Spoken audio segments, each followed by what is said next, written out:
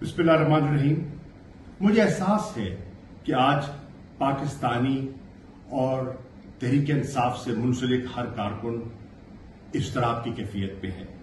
जो आज फैसला आया है उसको लोगों ने इंसाफ के तकाजों के बरक्स जाना है और जो एक बुनियादी हक था इमरान खान का एक फेयर ट्रायल का आर्टिकल 10A के तहत वो मुयस्सर नहीं हुआ।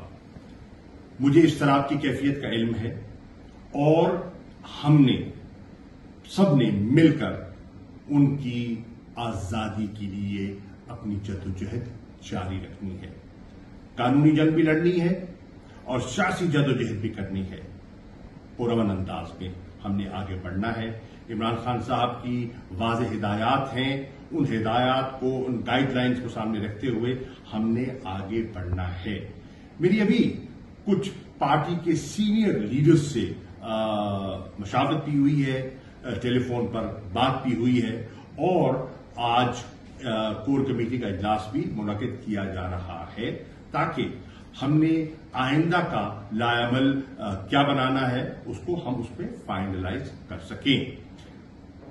कुदरती बात है कि एक फितरी रद्दअमल है लोगों में, एक इज़्तिराब है, एक गम गुस्सा भी है और मुख्तलिफ जगह पर लोग अपना इमरान खान के साथ यकजहती का इजहार भी करना चाहते हैं और अपना पुरअमन एहतजाज भी रिकॉर्ड कराना चाहते हैं। वो आपका आईनी कानूनी हक है, कोई आप वो सलब नहीं कर सकता।